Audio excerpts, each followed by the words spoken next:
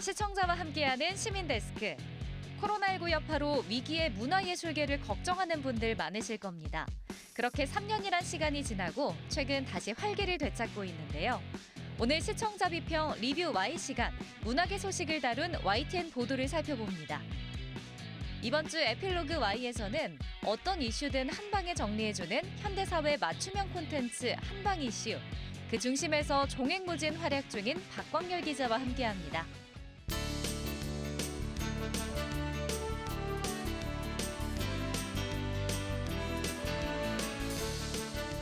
시청자 여러분 안녕하십니까? 김영수입니다. 매서운 한파가 몰아친 명절 연휴 동안 해외여행 관광객 수가 크게 늘었다고 합니다. 코로나19 방역 완화로 미뤄왔던 여행이 설 연휴를 기점으로 활발해진 겁니다. 해외여행객 증가로 관련 이슈도 늘었다고 합니다. 나라마다 유념해야 할 정보들 떠나기 전에 미리 확인해 주시기 바랍니다. YTN 월드에서 준비한 해외 안전여행 정보를 보신다면 크게 도움이 되실 겁니다. 필수 주의사항들 해외 안전여행 정보로 미리 점검하시기 바랍니다. 또 감염 예방까지 만전을 기하면 더 좋겠죠. YTN과 함께 해외여행 준비에 착오 없으시길 바랍니다. 이번 주 시민데스크는 시청자 비평 리뷰 Y로 시작하겠습니다.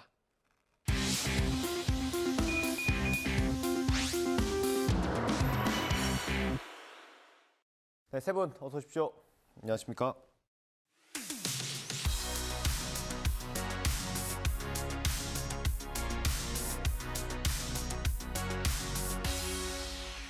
네, 시청자 비평 리뷰 Y 시작하겠습니다. 먼저 이혜수 시청자 평가원께서 꼽아주신 오늘의 주제부터 들어보겠습니다.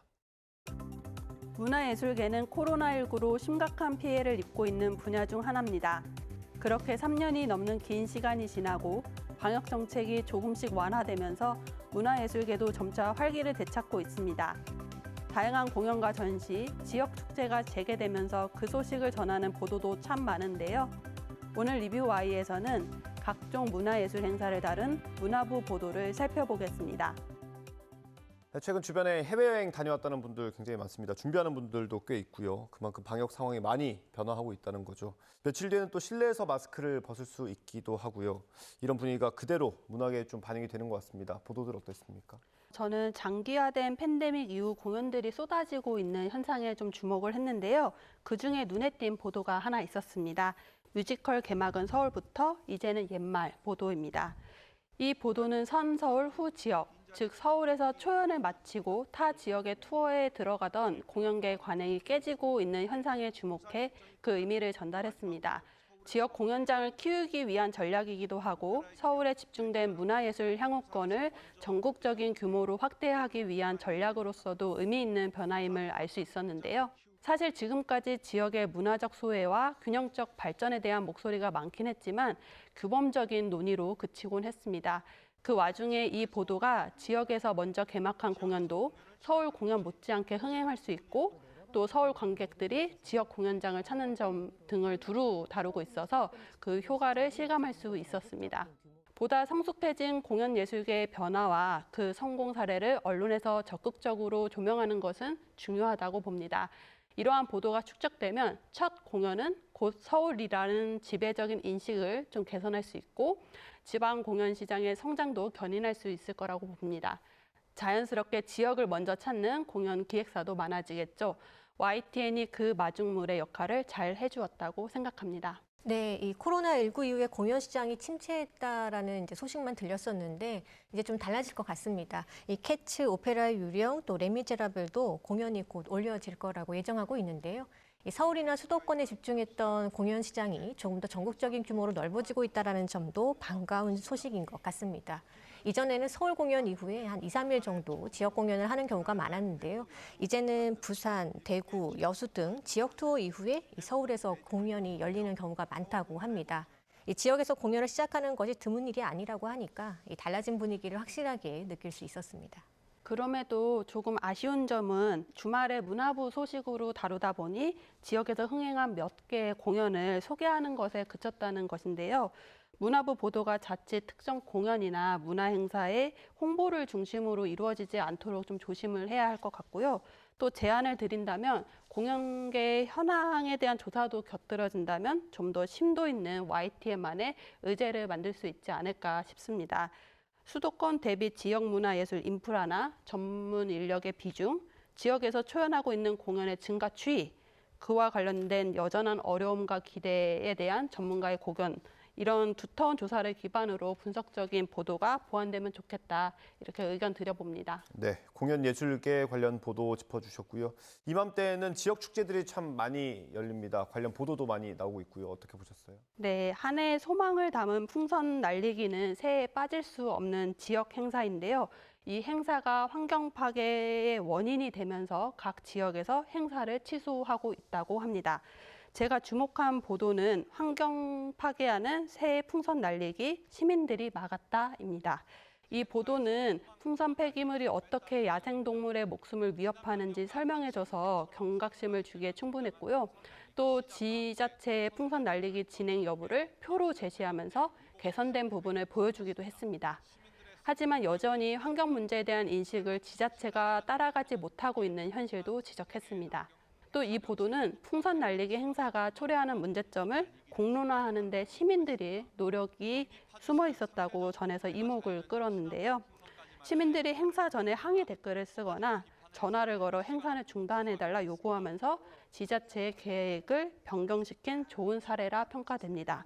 또 이 보도는 긍정적인 결과를 미담으로서만 다루는 것이 아니라 시민들의 감시의 눈이 매번 닿기 어렵기 때문에 행사를 금지하는 법과 규제가 마련돼야 됨을 촉구하고 있습니다. 환경 보전과 친환경이라는 시류에 맞는 여러모로 의미 있는 보도였습니다. 예, 박사님은 어떻게 보셨는지 궁금합니다. 네, 이 시기가 시기인 만큼 이 겨울 축제 소식을 전한 보도에 눈이 많이 갔습니다. 이 코로나19가 중단됐던 지역 축제들이 속속 재개하면서 이 모처럼 북적이는 현장 분위기를 전하는 리포트가 많았는데요. 이 전체적으로 활기찬 현장 소식 그리고 안전한 행사 진행을 위한 당부를 잊지 않는 보도를 볼 수 있었습니다. 겨울아 반갑다 화천 산천어 축제 3년 만에 개막. 또 짜릿한 손맛 최고 화천 산천어 축제 3년 만에 개막은 코로나19로 중단됐던 축제가 올해 개최되면서 열띤 얼음 낚시 풍경을 3년 만에 다시 볼 수 있게 됐다고 전했습니다. 보도에서는 홍승욱 기자가 이 반팔 반바지 차림으로 이 산천어 잡는 모습을 소개했거든요. 이 얼음장처럼 찬물이 가득 차 있는 수조에 들어가서 직접 설명해 주시기도 했고요. 얼음 낚시와 맨손 잡기는 물론이고요. 또 세계 유명 건축물 얼음 전시, 또 눈썰 매장도 운영한다고 하니까 이 추위 날리는 즐거운 추억 쌓으시려는 분들에게는 반가운 소식이 아닐 수 없었을 것이란 생각이 들었습니다. 15일 그 추위도 걷든 20년 만에 숭어축제 성황을 보니까요.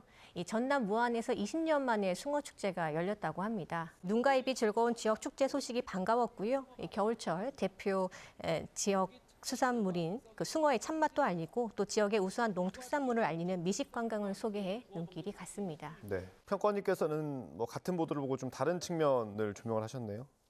네, 앞서 풍선 날리기 행사 보도에서 알 수 있듯이 지역 행사들이 지속 가능한 친환경 축제를 지향하고 있습니다. 인간의 즐거움만큼 동물 생태계를 고려하는 성숙한 인식이 자리 잡아가고 있는 것으로 보이는데요. 그 와중에 이 산천어 축제와 관련된 보도는 아쉽기만 했습니다. 그래서 박사님의 말씀에 의견을 보태고 싶은데요. 우선 말씀해 주신 겨울아 반갑다 화천 산천어 축제 3년 만에 개막 보도를 보면 저는 여름 옷을 입고 이 추운 물에서 벌벌 떠는 기자의 모습도 안타까웠지만 기자가 꽉 움켜쥐고 있는 산천어에도 눈길이 갔습니다. 왜냐하면 산천어 맨손으로 잡기, 이 이벤트 운영 방식에 대해서 환경단체를 중심으로 비판의 목소리도 많아지고 있고요. 또 주요 언론에서 문제점을 꾸준히 다루고 있기 때문인데요. 사실 참 어려운 문제이긴 합니다. 이 산천어 축제가 한 해 농업 수확에 비견될 만큼 지역 경제에 크게 기여하고 있는 행사이고 또 3년 만에 재개되면서 방문객뿐만 아니라 주민들도 많이 기다린 행사일 겁니다. 하지만 풍선 날리기 행사 보도에서 보여준 것처럼 YTN이 이 산천어 축제 이면에 우리가 생각해야 할 문제들을 다른 보도를 통해서라도 다루었어야 했다고 생각이 듭니다. 또 YTN 사이언스에서 3년 전에 선도적으로 이 동물의 상해를 입히는 방식의 축제의 문제를 제기해 왔기 때문에 다른 관점이 다루어지지 않은 것이 조금 아쉬움이 크고요. 이 동물 단체에 대한 비판도 축제 참여자에 대한 맹목적인 비판도 옳지 않겠죠. 다만 이 모든 것은 축제의 전면 폐지를 위한 것이 아니라 더 성숙한 축제를 만들기 위한 움직임이라고 생각합니다. 여러 가지 사안이 얽혀있기 때문에 사회적 합의를 끌어내기가 아직은 과도기인 시점인데요. 이때 YTN이 여러 입장을 시청자들이 고민할 수 있도록 균형적으로 다루어줬으면 합니다. 예, 그런 행사가 있을 때마다 사실 이런 논란들이 있긴 합니다. 저도 산천어 축제 그 말씀을 듣고 이렇게 보는 시각이 있구나라는 걸 사실 새삼 느꼈습니다. 그런데 이제 기본적으로는 산천어 축제하면 지역 경제 활성화, 그리고 이제 도시인들이 이제 겨울철에 움츠러들기 쉬운데 도시인들에게도 활력을 주는 긍정적인 측면에서 많이 생각했죠. 그리고 사실 아직도 이 기능이 저는 더 중요하지 않을까 이렇게 생각을 합니다. 그런데도 불구하고 이제 이 동물 보호라는 시선, 이것도 사실은 너무 지나치면 이제 불편감을 느끼기 때문에 저희도 유의를 하는 게 맞을 것 같고요.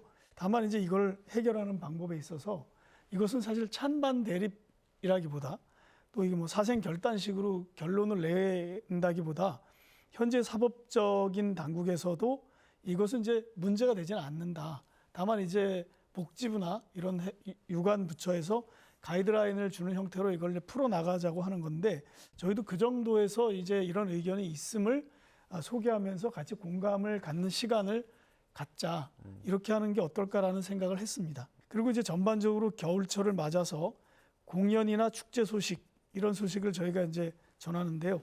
사실 전에도 말씀드렸지만 우리나라의 뉴스 소비가 딱딱한 뉴스 위주로 이루어집니다. 그러니까 정치적 공방 뉴스, 사회적 갈등 뉴스. 그러다 보니까 또 해외에서는 뭐 우크라이나 전쟁 뉴스, 미중 대립 뉴스, 이런 뉴스가 그냥 줄을 이루다 보니까 사실 공연 소식이나 축제 소식이 굉장히 반가운 소식입니다. 그리고 이제 보도라는 게 그런 어떤 딱딱한 문제도 해결하지만 사실 많은 사람에게 이렇게 좀 따뜻함도 주고 위안도 주고 그러는 역할도 저는 중요하다고 보거든요. 그런 면에서 보면 이 보도가 좀 양이 적고 좀 부족하더라도 애정어린 시선으로 봐줬으면 하는 그런 생각이 듭니다.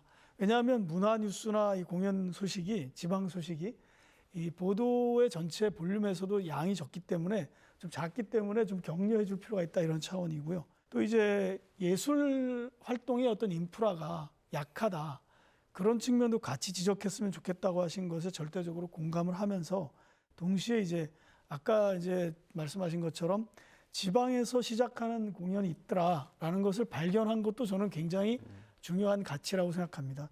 그것은 이제 지방이 그동안 문화에서 좀 소외됐고 문화적 인프라가 약하다는 것을 반대로 보여주는 거잖아요.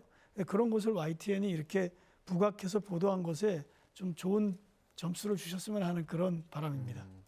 알겠습니다. 실장님 말씀까지 들어봤고요. 이제 코로나19 방역이 많이 완화가 되면서 해외여행 간다는 분들 굉장히 많지 않습니까? 그래서 보도들도 좀 있었던 것 같은데 어떤 내용들을 보셨습니까? 네, 이번 설 연휴에 이 해외여행 가신다라는 분들 소식 많이 접할 수 있었습니다. 오랜만에 해외여행 떠나볼까 하고 준비한 분들이 이전보다 상당히 많아진 분위기를 알 수 있었는데요. 20일 긴급 여권용 종이 동났다. 연휴 때 너도 나도 해외로 이 보도를 보니까요. 해외여행을 위한 여권을 신청하고 또 찾아가려는 사람들로 이 구청 여권과가 굉장히 북적인다라는 소식을 알 수 있었습니다.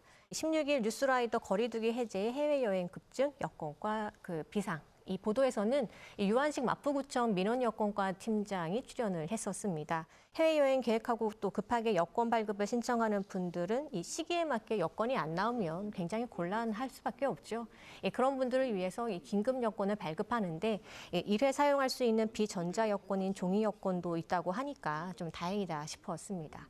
그런데 모든 국가가 종이 여권을 허용하는 것도 아니고요. 또 일부 구에서는 이 긴급 여권용 종이가 부족해서 발급을 못하고 있다고 하니까요. 구마다 확인 후에 방문이 필요하다라는 정보를 전해주어서 좀 유용하다라고 생각했습니다. 예, 방역이 완화되면서 해외여행 가시는 분들 참 많이 늘었습니다.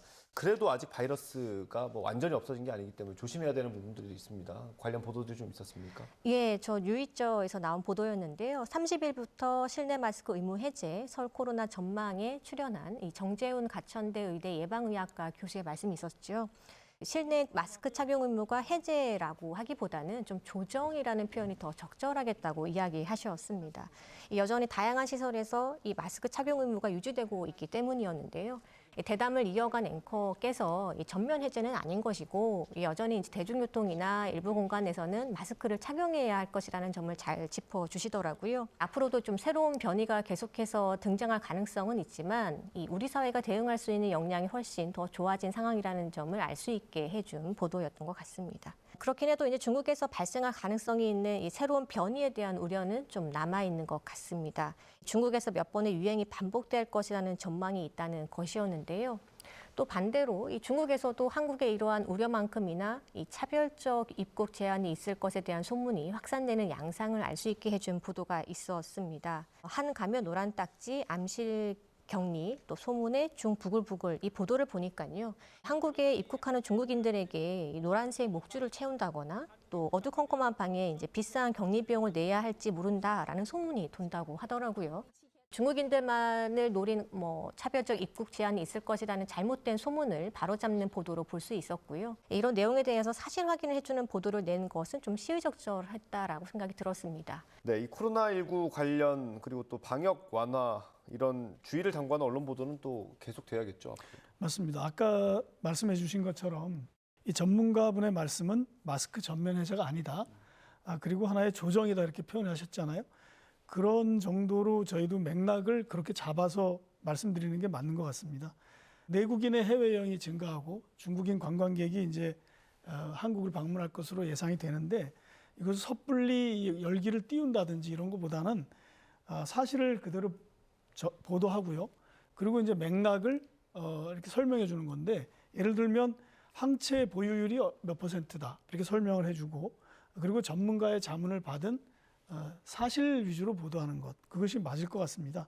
그래서 아까처럼 이제 마스크 전면 해제가 아니라 조정이다라고 판단을 해서 설명을 드리고 사실 이런 보도는 이제 2020년 4월에 이 코로나19 팬데믹 초기에 그 감염병 보도 준칙을 언론계에서 마련한 게 있는데 그걸 기준으로 아직까지 보도하는 게 맞다 이렇게 판단을 하고요. 그다음에 이제 중국 입국자 관련 보도를 말씀하셨는데 이건 좀 예민한 부분이 있긴 있죠. 왜냐하면 아직 현재 반중 감정이 굉장히 높기 때문에 그래요. 그건 반중 감정이 있다는 건 수치로 나타나는 사실이기 때문에 저희도 그걸 알고 있지만 이것은 기본적으로 이제 아직 감염병 보도 차원에서 생각하면 과학적인 근거를 토대로 보도를 하고 그다음에 이제 불필요하게 어떤 집단에 대해서 감정적인 어떤 감정을 유발하게 하는 차별적인 어떤 보도라든지 이런 것은 자제하는 게 맞는 것 같습니다. 왜냐하면 그것이 문제를 푸는 게 아니라 문제를 더 어렵게 할 수 있기 때문이죠. 저희는 그런 차원에서 이걸 보도하고 있습니다. 네,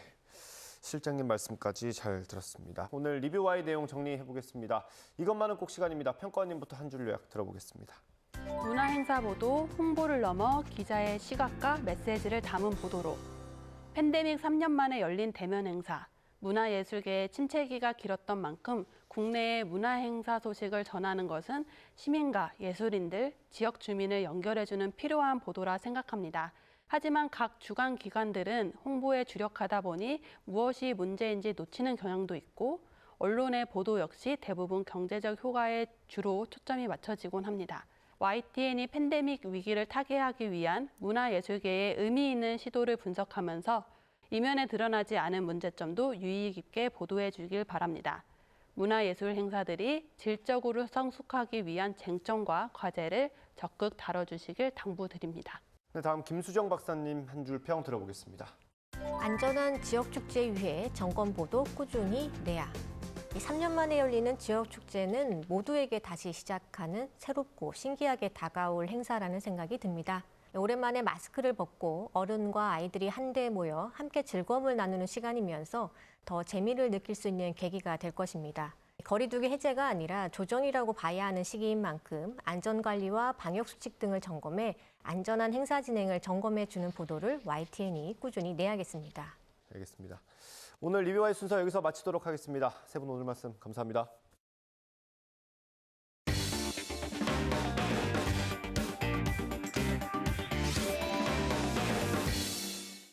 YTN 방송 제작 뒷얘기를 들어보는 에필로그 Y 시간입니다. 오늘은 긴 시간 들이지 않고 방대한 이슈를 쉽고 재밌게 풀어주는 YTN 회심의 콘텐츠를 하나 소개해드립니다. 에필로그와의 단골 손님이죠. 박광렬 기자 손에서 만들어지는 한방 이슈입니다. 웃지 못할 제작 과정부터 하나하나 얘기 들어봅니다. 지금 바로 만나보시죠.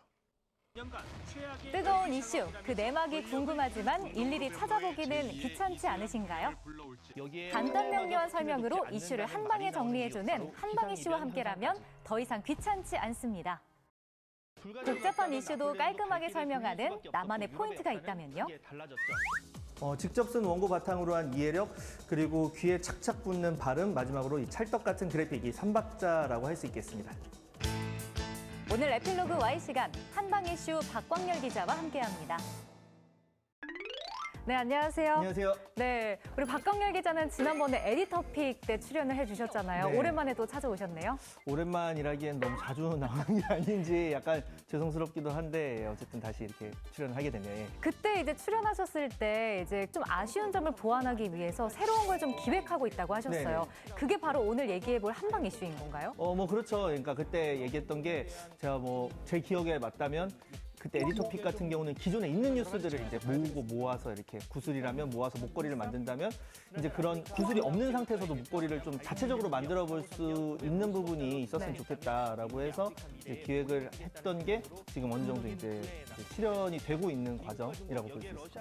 그럼 야심차게 기획한 이 한방 이슈가 어떤 콘텐츠인지 먼저 소개부터 해주세요. 한방 이슈는 뭐라고 해야 될까? 그러니까 저희가 생각하는 컨셉은 이제 시의성. 그러니까 저희가 뉴스 채널이니까 시청자분들이 들어올 때 원하는 컨텐츠가 있을 거란 말이에요. 그게 주로 뉴스겠죠. 최근 뉴스에 기반을 하면서 거기서 좀 더 나아가서 어떤 뉴스를 되게 우리가 흔히 말하는 방송에서 1분 30초, 2분 막 이렇게 구성이 있다 보니까 충분하게 다루지 못하는 경우가 많아요. 그러니까 뉴스를 봤을 때도 이게 뭐지 대체? 배경도 잘 설명이 뭐 시간상의 문제 뭐 이런 그리고 시스템의 문제 때문이겠지만 네. 그래서 그런 부분을 좀 총체적으로 설명을 할 수 있었으면 좋겠다 해서 추진을 하게 된 게 이제 한방 이슈라고 볼 수가 있겠죠. 예. 그럼 에디터픽에서 좀 부족한 부분을 한방 이슈가 어떻게 좀 채워지는 건가요? 아무래도 그러니까 에디터픽에서는 흔히 말해서 YTN 보도국에서 다루지 않는 기사면 저희가 할 수가 없죠. 그런데 지금 한방 이슈는 그런 거랑 좀 무관하게 완전 디지털 센터 자체에서 이제 기획을 하고 생산을 하고 이제 방송을 하는 거니까, 그러니까 온라인으로 방송을 하는 거니까 그런 부분에서 좀 더 주제 선정도 자유롭고 내용 구성도 더 저희가 하고 싶은 얘기도 할 수 있고, 그러니까 온라인 시청자 니즈에 맞게 그러니까 그런 부분을 할 수가 있는 거죠. 예. 근데 지난번에 이제 출연해 주셨을 때 이제 방송을 좀 안 하니까 편하다라고 얘기해 주셨어요. 근데 결국은 다시 한방 이슈에서 출연하고 계신 거 아닌가요? 그래서 굉장히 불편합니다. 너무 불편해요. 네. 확실히 그러니까 직접 출연을 하는 게 출연에 대한 부담감보다 원고 작성이나 그리고 발제, 기획 이런 것부터 그러니까 0에서 100을 만들어낸다는 게 뭐 쉬운 일은 아니니까 예, 그런 부분에서 이제 많이 고민도 많아지고 고민이 많아진다는 건 스트레스도 많아진다는 네. 거니까 예, 그렇게 되고 있습니다. 그래도 확실히 출연을 하면 좀 효과가 더 있는 편인가요? 아무래도 그렇죠. 그러니까 이게 기술적인 측면이 있고 또 다른 이제 시청자분들이 받아들이는 측면이 있는데 기술적인 측면에서는 누군가 출연을 한다. 네. 그러면 그림이 없을 때 그 사람을 쓰면 되잖아요. 아. 어떤 설명할 만한 마땅한 그림이 없을 때 그런 기술적인 부분이고 이제 시청하시는 분 입장에서도 목소리만 나오고 이제 자료 화면으로 덮고 이러는 것보다 뭐 플러스 되는 부분이 있다고 생각을 합니다. 예. 그럼 한방 이슈 만드실 때 원고 작성부터 뭐 편집까지 다 해주시는 건가요? 편집은 이제 편집을 하는 친구가 있는데 이게 그러니까 뭐 영화 제작도 좀 비슷할 것 같아요. 그러니까 영화 시나리오를 쓸 때 그런 그림이나 상황이나 이런 부분을 상상을 안 하고 쓰면 이상해지겠죠. 그래서 보통 기획 단계부터 편집자랑 많이 이야기를 하는 편이에요. 그래서 네. 어떤 식으로 시청자분들한테 어떤 얘기를 이렇게 전달을 할 때 영상과 잘 맞게 설명을 할 수 있을 것인가 이런 부분. 예. 자체 제작 콘텐츠는 무에서 유를 만들어내는 거기 때문에 네. 더 힘드실 것 같은데 어려운 점은 없으세요? 저희는 이제 뉴스 채널이고 좀 사람들이 24시간 뉴스 채널, 뭐 보도 채널 이런 생각을 하니까 빠르다. YTN 하면 그런 게 있고 또 유튜브 시장이 좀 흔히 말하는 좀 진한 뉴스를 가지고 하면 그만큼 반향이 없는 경우가 많아요. 네. 그러면 이게 빠르면서도 정확하면서도 내용도 유튜브 문법에 맞게 재밌게 해야 되고 속도감도 있어야 되면서 그래픽도 나름 이렇게 임팩트가 있어야 되고 이런 부분을 다 이제 만족을 시키지 못하겠지만 시키려고 하다 보면 저희가 한번 이제 다 하고 나면 진이 빠져서 진짜 저희끼리 막 해요. 이거 건강 수명이 3년 단축됐다 이러면서 막 농담도 하는데 그만큼 뭐 어려운 부분 많죠. 예. 근데 사실 참 우리가 살면서 정말 많은 이슈들이 일어나고 있잖아요. 그럼 그 이슈를 선정하는 기준은 뭔가요? 방송과 저 유튜브나 아니면 온라인은 문법 자체가 다르거든요. 그러니까 사람들이 어떤 뉴스를 소비하는 방식도 다르고, 그러니까 TV는 이렇게 채널을 돌리면서 본다면 네. 온라인은 그냥 그 중에서 하나를 클릭해서 보는 거잖아요. 그렇다 보니까 주제 같은 경우도 예를 들어서 본 방송에서는 국제뉴스 같은 게 되게 작게 소비되는 하나라면 유튜브나 온라인에서는 그거 가지고도 굉장히 많은 부분을 이렇게 더 확장을 시킬 수가 있는 거죠. 사람들 관심도 그만큼 많고 네. 하니까 저희는 지금 국제뉴스를 많이 하고 있어요, 주로. 그럼 지금 나갔던 아이템 중에서 어떤 것들이 좀 포함되는 건가요?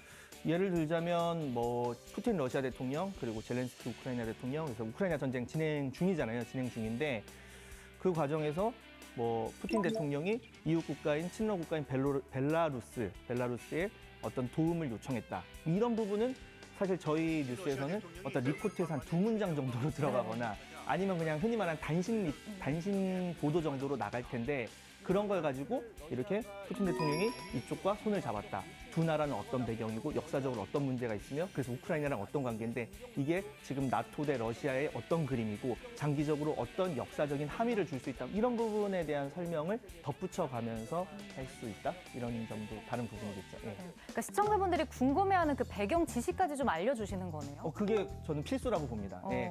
사실 방송이나 유튜브에서 이슈를 정리해주는 콘텐츠는 굉장히 많은데요. 그중에서도 한방 이슈만의 눈길을 사로잡는 포인트가 있다면요? 조금 저희는 빠르게 해요. 유튜브라는 특성이 느리게 해도 막 1.25배속이나 1.5배속으로 보시는 분들도 있잖아요. 그래서 저희 댓글 중에서 어떤 분들은 뭐 이거 속도 조절 안 해도 돼서 너무 좋다라고 하는 뭐 그것 때문만 이제 보시는 건 아니겠지만 시청자분들이 많이 보시나요? 뭐 조회수 좀 만족하시나요? 어떠세요? 조회수라는 건 제가 이걸 하면서 느낀 게 저는 나중에 절대 유튜버는 하면 안 되겠다. 이게 왜죠? 회사에서 봉급을 받으면서 하는데도 신경을 많이 쓰는 사람은 너무 집에 가서도 저 맨날 보고 막 하거든요. 그래서 특히나 유튜브 같은 경우는 모든 영상 건건이 다 조회수가 나오고 그게 왜 잘 됐는지 잘못됐는지 파고들려면 또 한도 끝도 없다 보니까 그런 부분에서 이제 되는데 질문에 대한 답을 하자면 뭐 만족하는 편이에요. 그래도 많이들 봐주시니까 네. 만족하는 편이고 다만 뭐 이게 이제 앞으로 어떻게 지속 가능하느냐 이런 부분에 대한 고민은 항상 있죠. 에디터 픽을 보완하기 위해서 만들어진 게 한방 이슈인데 네. 그래도 좀 이렇게 더 채워나가야 할 점이 있다면 어떤 게 있을까요? 지금 채워나가야 될 부분은 인력? 그러니까 좀 더 많으면 그러니까 발행 주기가 굉장히 중요하거든요. 온라인 콘텐츠는. 그러니까 유튜브 같은 경우는 어떤 사람들이 보고 재밌다 하는데 막 3주째 안 올라와요. 그러면 관심이 이제 떨어질 수밖에 없거든요. 일정하게 올리는 게 굉장히 중요한데 그러기 위해서는 일정하게 올릴 수 있을 만한 이제 어느 환경이 되면 참 좋을 것 같은데 그런 부분이 조금 이제 더 보완이 됐으면 하고 뭐 저희끼리 이제 주제를 좀 더 확장해보고 싶은 생각도 있어요. 그러니까 지금은 한방 이슈가 좀 이제 국제 이런 부분에서 역사와 결부한 많이 하는데 좀 더 소재를 다양화해보고 싶은 생각은 있어요. 근데 그거를 오늘 아침에도 진짜 얘기를 한 건데 어떤 지금의 주제와 이 주제가 동떨어지면 안 볼 것이다. 그래서 조금씩 접점을 두면서 이렇게 가는 부분 어떻게 확장할 수 있을까 계속 고민을 하고 있어요. 그럼 마지막으로 이 한방 이슈를 좀 어떻게 만들어나겠다 하는 목표나 좀 포부가 있을까요? 이제 이게 좀 물꼬를 터서 그러니까 기존에 어떻게 보면 온라인에서 이제 뉴스라는 게 그냥 TV에 나온 뉴스를 그대로 온라인으로만 옮겨서 나가는 거였다면 저는 그것보다 더 나가야 된다고 생각하거든요. 그러니까 TV를 보는 사람들의 어떤 기대를 하는 부분과 온라인에서 이제 뉴스에 대해서 기대하는 부분이 다르고 시청층의 스타일도 다르고 시청하는 태도도 다를 거고 네. 뭐 누워서 본다거나 앉아서 본다거나 집중하는 정도도 다를 거기 때문에 디지털 오리지널 콘텐츠 이런 게 좀 더 많아졌으면 해요. 그게 YTN의 어떤 정체성을 해치지 않으면서 충분히 뉴스랑도 결부해서 그런 걸 더 많이 재밌게 만들 수가 있거든요. 그러니까 그런 부분에서 좀 한방 이슈가 물꼬를 트는 그런 기폭제 역할 했으면 좋겠다는 생각이 있습니다. 네, 박강률 기자가 얘기해 주신 것처럼 YTN 내에서도 이 한방 이슈가 디지털 콘텐츠로 좀 앞장서 나가길 저도 응원하고 있겠습니다. 오늘 함께해 주셔서 고맙습니다. 네, 고맙습니다. 언론은 부동산 가격의 폭등의 원인과 하락의 원인을 비교 분석하여서 냉철한 보도를 하여야 한다고 생각하고요. 이러한 악순환이 재발되지 않는 올바른 정책이 무엇인지 대안을 제시하는 책임 있는 언론이 되어야 한다고 생각합니다.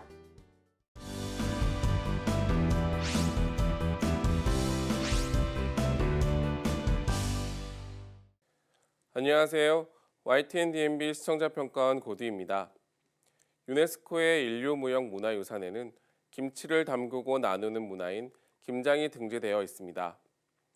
그만큼 김장과 김치는 한국인 고유 문화의 결과물이라고 할 수 있을 텐데요.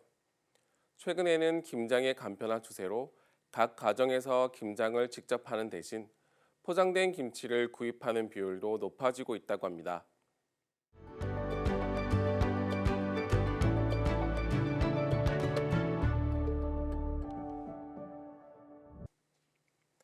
과거에 비해 김장이나 김치에 대한 직접적인 수요가 줄어들고 있기는 하지만 여전히 김치는 한국을 대표하는 음식 중 하나일 텐데요.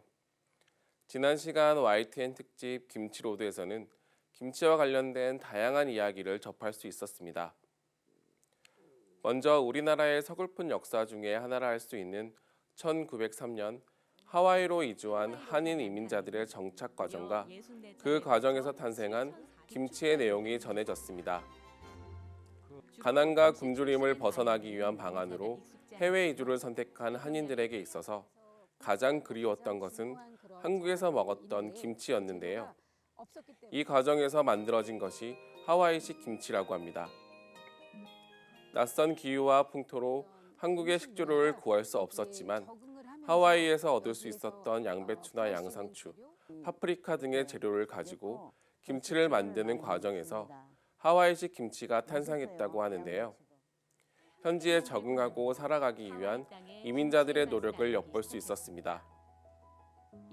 한인들이 낯선 지역에 정착을 하면서 함께 김치를 만들고 나누면서 하와이 땅에 김치를 전파하기 시작했다고 하는데요. 특히 김치를 만들고 이를 판매하면서 생긴 수익을 한국의 독립자금으로 임시정부로 보냈다는 내용은 힘들었던 해외 이민이었지만 늘 조국을 생각했다는 점을 짐작해 볼 수 있어 인상 깊은 내용이었습니다. 하와이의 김치 역사는 약 120년 정도 된다고 합니다. 과거 한인들의 이주로 하와이식 김치가 만들어지고 이후 이주가 자유로워지면서 한국식 김치도 자리를 잡게 되었는데요. 해외에서 한국식으로 재배된 채소를 이용하여 지역의 특색을 살리고 소비자의 요구에 맞는 김치가 만들어지고 있다는 것을 알 수 있었습니다. 한류 확산에 따른 김치에 대한 인기가 늘어가고 있다고 합니다. 김치의 수출국이 89개국까지 증가했다고 하는데요. 일부 국가가 아니라 다양한 국가에서 김치가 소비되고 있다는 점에서 김치에 대한 전 세계적인 관심과 인기를 알 수 있었습니다. 미국 버지니아주에서는 우리 동포들이 김치의 날을 기념하여 K김치 세계연대 김치축제를 개최하는 모습도 볼 수 있었습니다. 김치에 관심이 있는 일반인뿐만 아니라 차세대 동포와 한인, 입양인, 현지인이 모두 모여 김치를 맛보거나 직접 만들어보는 시간까지 있었는데요. 함께 즐기는 모습이 매우 인상 깊었습니다. 딸과 두 아들, 가족까지 3대가 모여 김장을 하는 풍경도 볼 수 있었는데요. 한국에서도 보기 어려워진 풍경을 먼 이국 땅에서 하고 있는 이민자의 모습에서 김치라는 우리 고유의 문화를 지키고 유지하려는 모습을 볼 수 있었는데요. 그 중에서도 고춧가루만큼은 한국의 친척으로부터 공수한다는 내용에서는 절로 웃음이 나왔습니다.